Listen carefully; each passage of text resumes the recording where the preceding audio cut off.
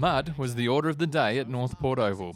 A super soft ground underfoot made conditions difficult for both sides in what would be a close affair. The day started poorly for Werribee, with North's own Majak Dor injuring his ankle midway through the first term.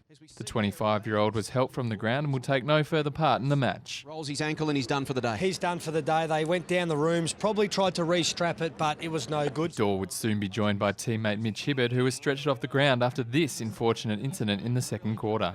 That's not bad. No. And that might be a knee. That is terrible news. Despite losing two key players and being down on rotations, Werribee fought hard all day and fell short by just 7 points once the final siren sounded.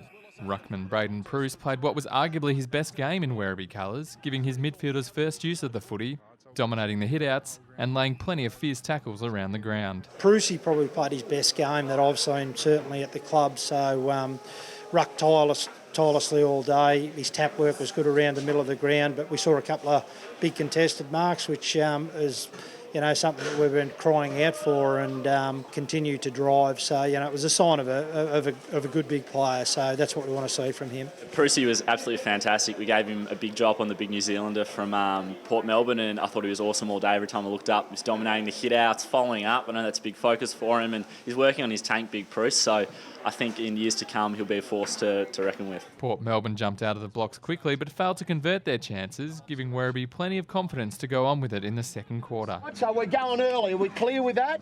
We know what part of the ground we want to play. We're staying out of the glue. We want to get to that attacking part of the ground and score. And Werribee made the most of their opportunity, kicking 4 goals to Port Melbourne's 1, and with the aid of a breeze, took a lead into the main break. Bruce has made it's a goal!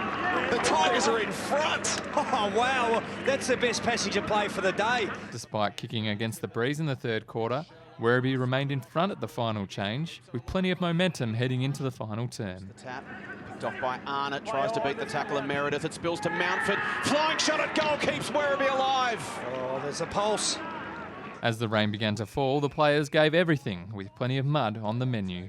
Ultimately, Werribee were unable to run out the game winners, with Port Melbourne proving too strong for the Tigers. And there's the siren.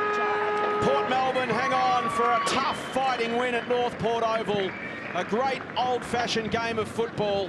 Full credit to Werribee, who gave it everything they had. And despite the tough loss and 2 unfortunate injuries, North development coach David Loader said there were plenty of positives to take out of the loss. Look, it was a terrifically hard contest, I think, for both sides. So we were quite pleased with what we saw from a lot of our players without winning a game of footy, which is what we came here to do. But just failed probably to hit the scoreboard when we had our opportunities going forward. But all in all, in the tough conditions we faced today, it was a pretty rounded effort. And while it might not have been a day for key forwards, Ben McKay did his best to influence the contest, including taking some tough marks and laying some big tackles. Yeah, I think the key point in a game like this for a forward or defender or key position is to bring the ball to ground and make a contest, and if you're lucky enough to take a couple, then you take it. But yeah, you've got to bring it to ground and bring the little forwards into the game. Competed really, really well, got his hands to it a lot, and like you said, in the tricky conditions, probably just wasn't able to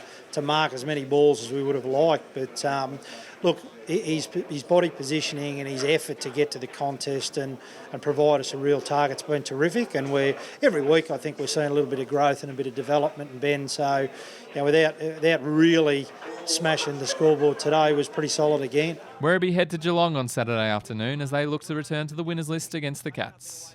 At North Port Oval, Paul Reardon for nmfc.com.au.